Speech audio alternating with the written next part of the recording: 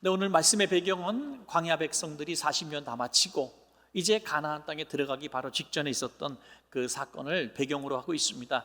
오늘 여호수아 1장 1절 어떻게 시작합니까? 여호와의 종 모세가 죽은 후에, 여호수아서를 기록하면서 1장 1절 제일 처음에 모세가 죽는 기사가 기록되어 있습니다. 절망적인 순간이라는 것이죠. 이제 모세가 이스라엘 백성의 지도자로 살아온 지 40년의 세월이 지났는데 모세 없는 이스라엘은 생각해 본 적도 없는데 모세가 죽었다는 거예요. 그것도 가나안 목전에서 말이죠. 그래서 백성들은 지금 굉장히 불안해하고 있었고, 이 나라가, 이 민족이 어떻게 살아갈 것인가 굉장히 두려워하고 있습니다. 하나의 트라우마가 생겼을 거예요. 40년 전에 가데스 바네아에서 정탐한 이후에 그들은 가나안 목전에서 그들의 죄로 인하여 다시 광야로 쫓겨나게 되죠. 방황하게 됩니다. 혹시 우리도 그렇게 되는 게 아닐까, 이런 생각이 왜 없었겠습니까? 그때에 그 뒤를 이은 후계자 여호사를 통해서 안심하라 하는 이런 귀한 메시지를 주시죠. 모세가 죽은 이후에 가장 절망적인 이때에 희망을 말씀하시는 하나님의 모습을 볼 수 있습니다. 여러분, 이것은 우리에게도 적용될 수 있는 부분이 있습니다. 우리에게 모세 같은 존재가 있을 수 있다는 거죠. 우리가 가장 의지했던 사람, 또 의지했던 물질, 건강, 명예, 권세, 이런 것들이 어느 날 내 곁에서 모래처럼 다 빠져나갈 때가 있다는 겁니다. 한순간에 믿었던 사람에게, 모세같이 믿었던 사람에게, 그런 목회자에게 실망할 수도 있고, 사람에게 배신을 당할 수도 있고, 내가 든든하게 여겼던 그 모든 것들을 잃어버릴 때가 있어요. 그때도 하나님은 여호수아에게 주셨던 말씀을 우리에게도 주실 줄로 저는 믿습니다. 그게 뭡니까? 모세는 떠났지만, 너가 의지했던 모세는 떠났지만 하나님은 또 다른 여호수아를 세워주시고 하나님은 한 번도 떠나지 않으신다는 것입니다. 여러분, 이것이 얼마나 큰 위로가 되겠습니까? 여러분, 그래서 그 하나님의 위로를 받고 힘을 얻어서 가나안 땅에 들어가서 결국에는 가나안 땅을 점령하는, 모세 없이 가나안 땅을 점령하는 귀한 역사가 일어나게 된 것입니다. 여러분, 그래서 우리가 그 비결을 배우기를 원합니다. 첫 번째로 두려워하지 말라 하는 것입니다. 두려워하지 말라. 여호수아 1장 9절입니다. 내가 내게 명령한 것이 아니냐, 강하고 담대하라, 두려워하지 말며 놀라지 말라. 내가 어디로 가든지 내 하나님 여호와가 너와 함께 하느니라 하시니라. 아멘. 여호와 하나님께서 너와 함께 하신다. 이것이 우리에게 주시는 귀한 약속이었다는 것이죠. 여러분, 잘 할 수 있는 일도 두려움이 있으면 못합니다. 할 수 없다고 생각하면 이미 절반은 지고 들어가는 겁니다.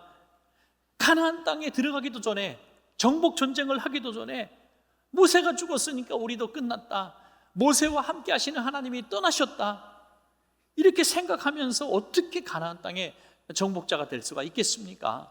그래서 가장 먼저 말씀하시는 것은 너희가 두려움을 이겨야 하는데, 두려움을 이길 수 있는 비결이 뭐냐? 나는 너희를 떠나지 않았다는 겁니다. 내가 너희와 함께 하겠다는 것입니다. 용기를 주시는 것이죠. 사실 모세가 떠났을 때 그들은 아버지를 잃어버린 마음을 가졌을 거예요. 모세가 어떤 존재입니까? 노예로 살고 있던 그들에게 찾아오셔서 바로 왕한테 야, 내 백성 풀어줘, 목숨 걸고 외쳐서 결국 해방시킨 해방자입니다. 해방자. 정말 지금 보고 호운의 달이라 그래서 우리가 나라를 위해서 애쓴 사람들, 또 희생한 사람들 계속 조명하고 비춰지고 유공자 후손들을 돌보고, 이런 일들을 우리가 굉장히 중요하게 여겨야 합니다. 너무 귀한 분들이잖아요. 그분들이 없었으면 안 됐잖아요. 여러분, 모세가 그런 분들 중에서도 가장 으뜸 아닙니까? 노예를 살던 그 백성들을 해방시킨 해방자입니다. 여러분, 얼마나 고마운 분입니까? 그리고 40년 광야 생활을 한 번도 그들을 떠난 적이 없습니다. 한결같이 인도했습니다. 목이 마르면 물을 주고, 고기가 먹고 싶다 그러면 메추라기를 떨어뜨리고, 그리고 또 길을 인도하고 매일같이 만나가 내리는 기도를 하고, 여러분, 이렇게 그들에게 먹을 것, 입을 것 다 책임져 준 분입니다. 길을 안내해 주신 분입니다. 그리고 그들은 또 재판장으로서 활약도 너무 잘했습니다. 옳고 그름을 판단할 수 없을 때 모세가 다 재판을 했습니다. 그리고 또 놀라운 것은 하나님과 그들 백성들 사이에 중재자였다는 것이죠. 그럼 어떤 사건들이 일어납니까? 백성들이 자기의 죄로 인하여 하나님께 심판을 받게 될 때 모세가 나를 차라리 생명책에서 지워주시더라도 이 백성을 구원해달라고 몸부림쳐오는, 그런 마치 정말 자식의 죄를 뒤집어 쓰려고 하는 그런 부모님처럼 참 피눈물 나는 희생적인 그런 중재자 역할을 한 사람이었다는 것이죠. 그런 모세가 지금 죽은 거예요. 그것도 느보산에서. 느보산이 어디입니까? 바로 가나안 땅에 내려다 보이는 그 가까운 땅에서 모세는 최후를 맞이하게 됩니다. 얼마나 허탈했을까요? 얼마나 슬펐을까요? 평생 소원이 내 집 하나 갖는 건데 40년을 열심히 저축하고 모아서 가족들과 함께, 야, 이 엄마 아빠가 정말 40년 동안 뼈가 부셔져라 이래가지고 너희들과 함께 살 집을 내가 드디어 마련했다, 내일 들어가는 날이다 하고 기뻐하던 그날 밤에 이 가장인 아버지가 죽었다고 생각해 보십시오. 이제 뭐가 좀 확 와닿습니까, 여러분? 백성들이 너무 서글펐을 거예요. 아버지를 잃은 마음으로 통곡하고 울었을 겁니다. 그때 여호와에게 주신 말씀이 뭐예요? 바로 그 말씀입니다. 야, 모세는 떠났지만 내가 너와 함께 하겠다. 내가 있지 않느냐. 우리는 때로는 그런 기도를 합니다. 하나님, 정말 다 끝까지 해피엔딩이라 그러죠. 잘 좋게 끝났으면 좋겠어요. 행복했으면 좋겠어요. 평생 주님 물로 불로 시험당하지 않고 환난당하지 않고 평안했으면 좋겠어요. 시련이 올 때마다 우리 하나님 앞에 그렇게 기도할 때가 참 많습니다. 우리가 모세가 바로 목전에서 들어가지 못한 것에 대해서 서운하고 이해할 수 없는, 그리고 이 정복전쟁을 이제는 어떻게 치를 것이며 가나안 땅에 들어가서 어떻게 우리를 다스려 주실 것이며 이런 것들에 엄청난 부담감이 느끼고 있었을 때 우리는 그런 기도를 하게 된다는 거죠. 그런데 이사야 43장 2절에 너무 유익한 말씀을 주십니다. 그런 의문을 품고 있는 우리들에게 유익한 말씀을 주고 계십니다. 내가 물 가운데로 지날 때에 내가 너와 함께 할 것이라. 강을 건널 때에 물이 너를 침몰하지 못할 것이며 내가 불 가운데로 지날 때에 타지도 아니할 것이요 불꽃이 너를 사르지도 못하리니 말씀하고 있습니다. 물 가운데로 지나가지 않게 하시면 되는 거 아닙니까, 하나님? 불 가운데로 지나가지 않게 하시면 되는 거 아닙니까, 하나님? 그런데 왜 지나가게 하시고 고생이란 고생 다 두려움, 긴장 막 겪게 하시면서, 야, 내가 물이 너를 침몰하지 못하게 하니까 걱정하지 마라, 불이 너를 태우지 못하니까 걱정하지 마라, 그렇게 말씀하십니까? 차라리 그런 시험 환난을 주시지 않으면 얼마나 좋을까요? 병에서 낫는 것도 너무 감사하지만 병 안 걸리게 하면 더 고맙지 않을까요? 솔직히 하나님 앞에 좀 우리가 그렇게 웃는 미소로, 주님 안 아프게 해주세요. 사고 나고 살아나는 건 고맙지만 사고 안 나면 참 좋겠네요. 이렇게 말씀하실 수도 있습니다. 여러분, 다니엘이 왜 꼭 사자굴에 들어가야 했을까요? 또 사드락과 메삭과 아벳느고가 그렇게 신실하게 신앙 지키다가 왜 불못불 속에 들어가야 했을까요? 우리는 이해할 수 없지만 굉장히 중요한, 우리가 위로를 받는 것은 하나님은 이미 다니엘이 들어갈 사자굴 속에 들어가셔서 사자 입을 막고 계셨다는 거죠. 불구덩이 속에 하나님은 먼저 들어가 계셔서 그들을 보호하고 계셨다는 것입니다, 여러분. 사드락과 메삭과 아벳느고와 또 한 형체, 하나님의 형체가 있었다고 성경은 기록하고 있는 것입니다. 지난번에 2달 전인가요? 우리가 몽골 가서 교회를 헌당하고 왔지 않습니까? 그때 선교사님이 마지막 아침에 이제 이별하기 전에 아침 조식을 하고 한마디씩 나누는데 뜻밖의 선교사님이 막 갑자기 눈물을 터뜨리시면서 하셨던 얘기를, 저는 뭐 그냥 그렇게 잊어버릴 수도 있었던 얘기인데, 우리 같이 가셨던 김수겸 목사님이 내가 볼 때 그 과거에 정보원 출신인 것 같아요. 그 CIA라든지 뭐 FBI든지 그거를 촬영을 계속 하고 있었더라고요. 밑에다가 딱 카메라 감춰놓고. 야, 그래서 그게 이제 여러분들에게 잠깐 보여진 영상도 됐었는데 갑자기 막 통곡을 하시며 우시는 겁니다. 이제 선거지에 가서 열심히 선교를 했지만 교단에서 또 지원받았던 그 단체에서 철수 명령을 하고 선교비를 끊은 거예요. 선교비를 끊고, 그리고 거기서도 잘 되지 않아서 이제 있을 곳조차 없어지는 이런 상황이 너무너무 이제 실망하고, 내가 다시 몽골 선교지로 가야 될 이유를 잘 느끼지 못하고, 또 너무 두렵다라는 거예요. 그곳 사람들도 무섭고, 어떻게 살아가야 할까 무섭고, 너무 무서웠다는 거예요. 무서웠다는 표현을 하더라고요. 그런데 힘을 내서 몽골을 딱 갔더니 하나님이 기다리고 계셨다는 거예요. 하나님. 그 표현을 하면서 갑자기 울컥하시면서 눈물을 흘리시는 거예요. 하나님은 내가 그렇게 가기 싫었지만 먼저 그곳에 가셔서 기다리고 계셨다는 것을 피부로 느꼈을 때 너무 하나님의 은혜에 감사해서 우는 거라고 이렇게 말씀을 하셨습니다. 여러분, 지금 고난의 현장 속에 있는다면 그 고난의 현장에 있는 것이 나만 홀로 있는 것이 아니라 주님은 먼저 우리보다 앞서서 이곳에 함께 하시기 위해서 오셨다는 사실을 믿으시기 바랍니다, 여러분. 그러면 우리는 앞으로 어떤 고난과 환난의 현장에 들어가게 돼도 걱정할 필요가 없습니다. 하나님은 이미 그곳에 먼저 가 계시는 거예요. 먼저 가 계시는 거예요. 세상에 유명한 VIP가 어디를 가게 될 때 그 비서진들이나 또 그 관계된 사람들이 먼저 그곳에 꼭 갑니다. 꼭 가서 동선도 살피고 방도 살피고 뭐 CCTV나 뭐 도청기 있나 다 검사하고 그 경로도 다 안전을 확보한 다음에 오게 합니다. 높은 사람 안 돼 보셔서 잘 모르시겠지만 저도 높은 사람이 되지 못했지만 그런 일들을 해본 적은 다 있을 거예요. 그렇죠? 보통은 그렇죠? 비서진들을 하거나.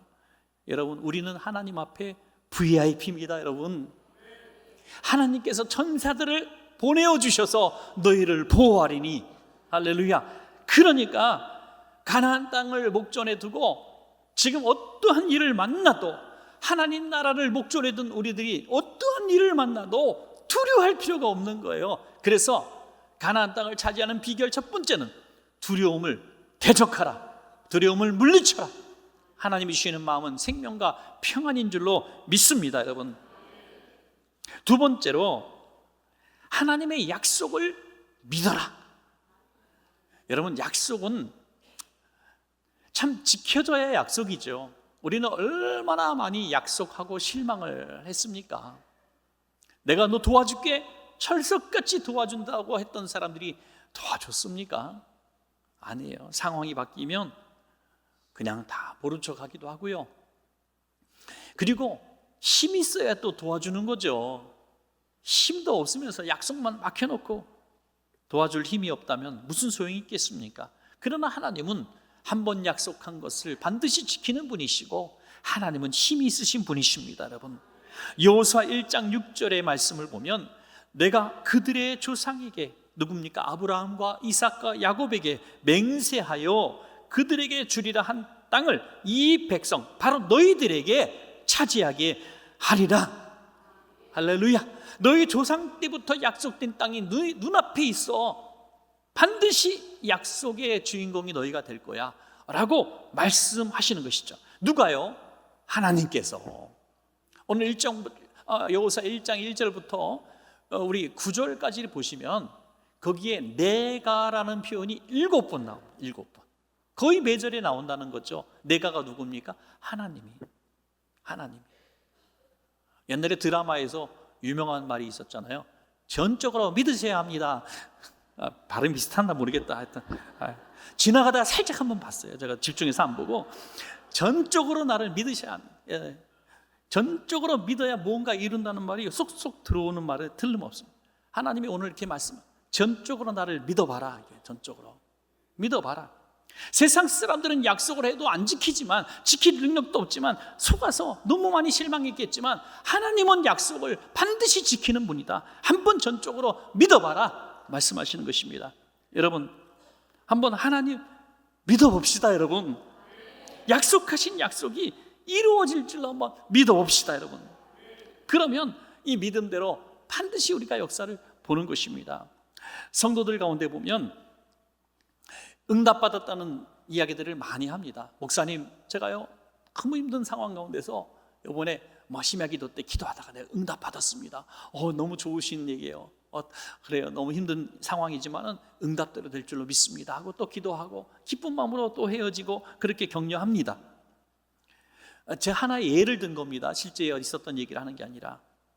그런데 한참 지났는데도 응답은 받았는데 그 상황은 변하지 않는 모습들을 종종 보게 되죠. 많은 이유가 있을 겁니다. 하나님의 때가 아직 이르지 않은 경우도 있을 수 있습니다. 그런데 제가 가만히 보니까 응답받은 이후에 그리스도인들이 행하는 태도가 두 가지 정도가 있더라고요.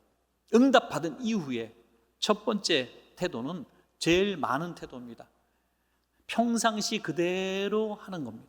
그냥 그대로 사는 거예요.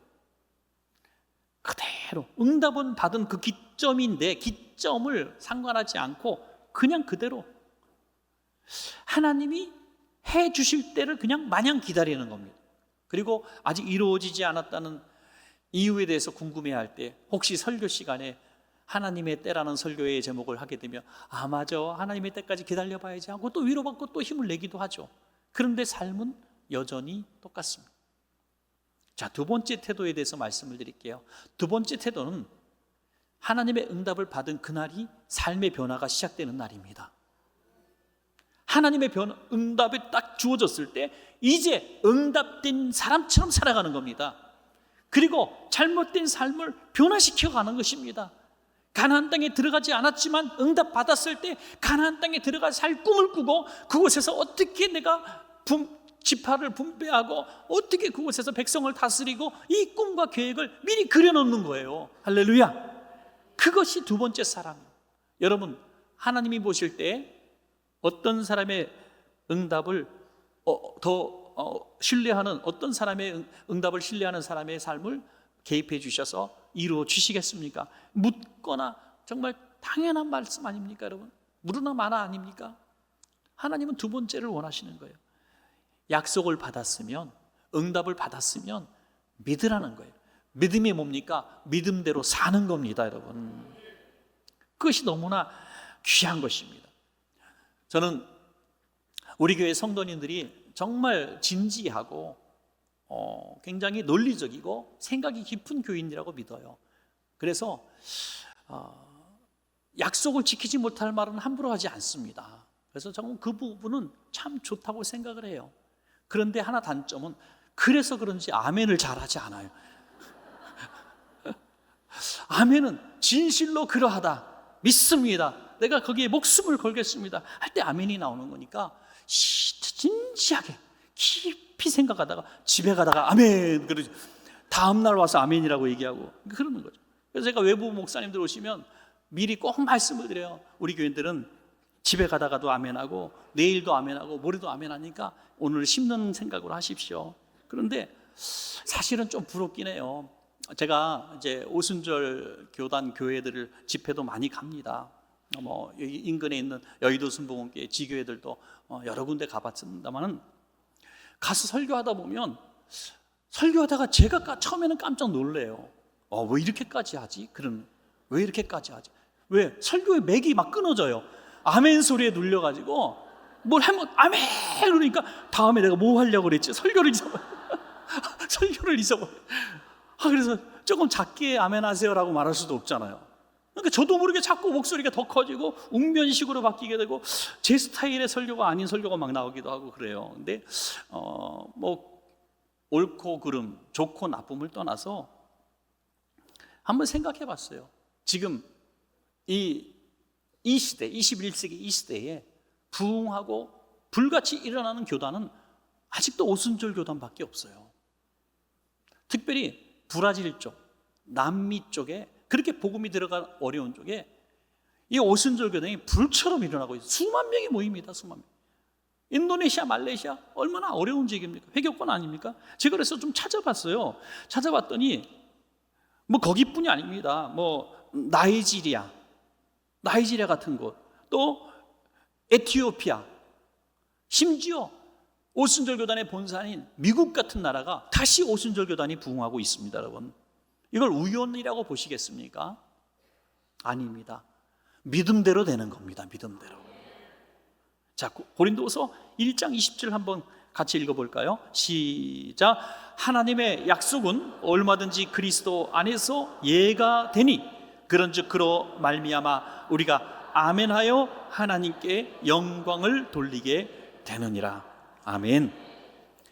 왜 아멘이 응답을 받게 하는 힘이냐? 하나님께 영광이 되기 때문이에요. 왜 하나님께 영광이 될까요? 하나님이 하신 말씀을 내가 믿는다는 것입니다. 그러니까 하나님이 내게 주신 응답, 하나님이 내게 하신 약속에 대해서 아멘하고 아멘한 대로 살아가는 것은 하나님을 기쁘시게 하는 거예요. 왜? 내가 말한 것에 대해서 신뢰하니까.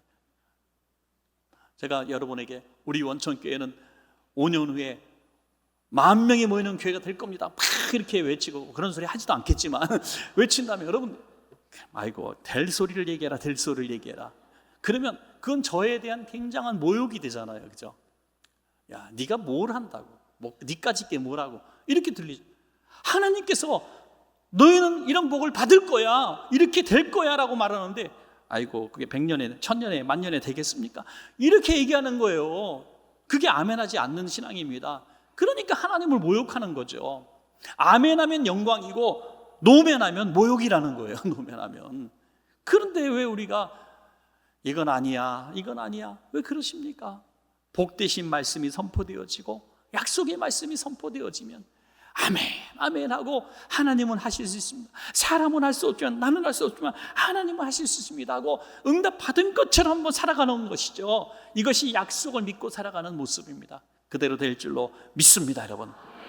마지막 세 번째는 이제 약속하신 그 땅을 내가 실제로 밟는 것입니다. 여호수아 1장 3절부터 4절입니다. 내가 모세에게 말한 바와 같이 너희 발바닥으로 밟는 것은 모두 내가 너희에게 주었노니 곧 광야와 이 레바논에서부터 큰 강 곧 유브라데 강까지 해축석의 온 땅과 또 해 지는 쪽 대해까지 너희의 영토가 되리라. 너무 구체적으로 지명에 대해서 설명하고 있는데요, 옛날 지명이기 때문에 감이 좀 오지 않을 겁니다. 제가 그래서 요즘 지명으로 한번 설명을 해드릴게요.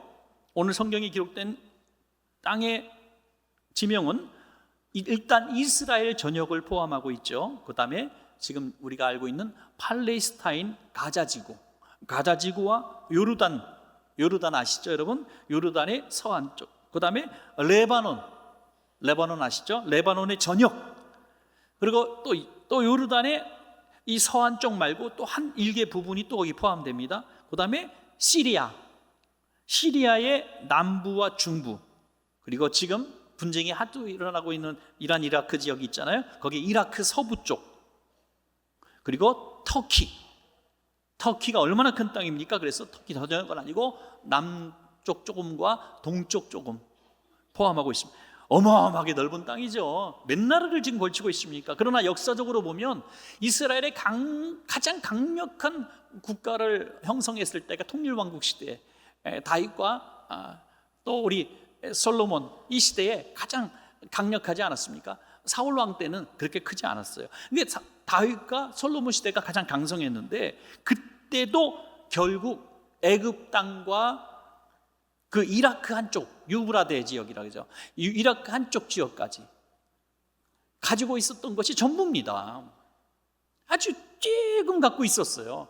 그때가 최고의 강성기에도 결국 그거밖에 가지 못했다는 거예요. 그럼 하나님이 이렇게 주겠다고 약속했는데 왜 그들이 못 얻었을까요? 약속의 땅을 밟지 않았다는 거죠. 오늘 이렇게 말씀하셨어요. 전제 조건이 있어요. 너희 발바닥으로 밟는 것은 주겠다. 이게 성경을 자세히 읽다 보면요, 이게 말장난 같기도 보여요. 이런 의문이 하나 들어요. 너희 발바닥으로 밟는 곳은 모두 내가 너희에게 주었노니, 과거형으로 나와요. 주었노니. 그리고 그러나 곧 뒤에서 뭐라고 말씀하시냐면 너희의 영토가 되리라. 여러분, 주었는데 되리라는 또 뭐예요? 주었으면 된 것이지. 하나님은 이미 너희에게 약속으로 주었지만 너희가 그 약속을 믿고 그 땅을 밟지 않으면 내가 주지 않겠다는 거예요. 하나님이 응답하셨다고, 주겠다고 약속하셨다고 다 주지 않겠다는 거예요. 약속을 믿고 실제로 삶이 변화된 사람에게, 그 약속을 믿고 살아가는 사람에게 주겠다는 거예요. 그러니까 약속, 응답 받은 것도 중요하지만 그 약속대로, 응답대로 살아가서 그 응답과 약속대로 이루어지는 것이 중요한 줄로 믿습니다. 자, 그러면 이스라엘 백성들이 가나안 땅에 들어갔을 때 지금 이야기한 그 터키 지역까지, 얼마나 먼 곳까지 다 가서 발로 밟고, 또 애굽과 이란과 시리아까지 가서 다 발로 밟지 않아서 그 땅이 되지 못했을까요? 저는 그렇게 생각하지 않습니다. 발로 밟는 땅 밟기가 무슨 그 큰 의미가 있겠습니까? 그래서 그럼 땅을 밟는 게 뭡니까, 하나님? 뭐가 땅을 밟는 거예요? 뭐가 약속하신 그 삶대로 사는 겁니까? 라는 의문을 가져야죠. 그게 명쾌하게 여호수아 1장 7절 8절에 나와 있습니다. 여러분, 한번 마지막이니까 같이 한번 읽어보겠습니다. 시작.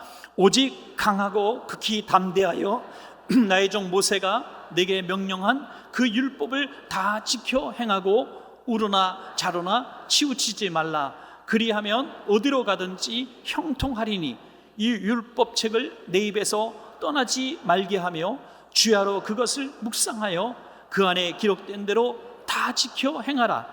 그리하면 내 길이 평탄하게 될 것이며 내가 형통하리라. 아멘. 할렐루야. 여러분 다 이해하셨으리라고 저는 믿습니다. 발로 밟는 것은 하나님 말씀대로 사는 겁니다, 여러분. 하나님 말씀대로 살아가면 시대가 바뀌었다느니 지금은 안 되는, 그때는 되고 지금은 안 되는, 내가 힘이 없는, 별의별 오만 가지 안 받는 핑계가 있어요. 그런데 결국에는 말씀대로 산 사람만이 응답받은 약속을 성취하는 몇 안 되는 주인공이 되는 거예요, 여러분. 교회 안에서도 보면 처음 이렇게 마음이 뜨겁고 처음 가서 막 밟아보려고 하고, 지금 내가 나이가 몇인데 이제 삶을 받고, 우리 성도님 부모님이 안 믿는 분들이 많잖아요. 평생 타종교를 섬겼던 분인데 이제 아프셔서 병원에 임종 직전에 너무 안타까우니까 가서 기도해 달라는 분이 있어요. 그러면 기도해 드리면요, 그렇게 세례받고 구원받기를 원해서 눈물을 흘리며 기도하면요, 참 강직하신 옛날 어른들, 의리가 정말 충만해서 그런지 몰라도 안타까워요. 내가 평생 이 신을 섬겼는데 죽기 직전에 어떻게 배신 때리고 다른 신을 섬기냐고. 의리가 있지. 나는 못하지만 내 자녀들은 예수 믿게 할 테니까 그렇게 예수 믿게 하라고. 나는 의리가 있어서 안 된다고. 야, 그렇구나. 사람이 뭘 한번 바꾼다는 게 이렇게 힘든 거구나. 딸이 눈물을 흘리는데 통곡을 하고 울고 목사까지 데려왔는데 그렇게 중요한 것 같으면 그럼 믿을게요. 이렇게 할 수 있는 거 아니에요? 그게 안 되는 거예요. 참 삶을 바꾼다는 게, 난 평생 이렇게 안 살아왔어. 그게 너무 어려운 거예요. 그러나 여러분, 바꾸지 않으면 내 삶은 바뀌지 않습니다. 하나님의 영광을 보기를 원한다면 지금부터 변화돼도 늦지 않습니다, 여러분. 저는 우리 교회도 좀 변화될 부분들이 있어야 된다고 많이 생각합니다. 너무 훌륭한 부분도 많지만, 제가 웬만하면 부러움이 없는 사람인데, 친구 목사님이 자기네 교회 자랑 하나 하는데 화가 나고 열이 받고 술 한잔 하고 싶고 막 그러다 이게 뭐가 잘못했지 나는 생각이 들더라고요. 그냥 넋두리처럼 한번 들어주시기 바랍니다. 그 교회 목사님이 자랑하는 게 뭐냐면, 자기도 시킨 적도 없고 과거엔 그런 적도 없었다는 거예요. 그런데 이번에 무슨 바람이 불었는지 모든 교육국 교사들이, 유치부부터 청년부 교사들, 모두 교사들이 한 100명 가까이 되는 것 같은데, 여름 성경학교 시작하기 전에 우리가 먼저 은혜를 받아야 된다고 자기들이 생각하더래요. 그래갖고 모여갖고 집회를 자기들끼리 하고 며칠에 걸쳐서 뭐 금식도 하고 난리가 벌어졌다는 거예요. 근데 그 소리 듣고요, 진짜 배가 아파가지고, 야, 우리가 은혜 받고 우리가 성령 받지 않고 어떻게 어린아이들에게 성경학교 하겠느냐 이거예요. 그거 시킨 적도 없대요, 목사님이. 그래서 이게 무슨 역사냐 도대체 이러고 있어요. 제가 이렇게 얘기하는 건 우리 교회도 하라는 그런 사인이긴 하지만 하여튼 그렇습니다, 여러분. 미리 우리가 뜨겁지 않으면, 우리가 변화되지 않으면, 좋은 거 배우지 않으면 우리에게 새로운 더 복된 날은 없습니다. 세상에서도 성공한 사람들 보니까요, 똑같은 얘기 하더라고요. 맨날 회의하고 고민하는 회사는요, 성장을 못한대요. 일단 해보는 회사가 성장한대요. 망하든지 거꾸로지든 하면서 큰 기업을 이룬다는 거예요. 교회도 마찬가지, 신앙 세계도 마찬가지입니다. 응답 받았으면 아멘하고 그냥 맨발로 나가보는 거예요, 여러분. 이게 바로 말씀대로 사는 삶입니다.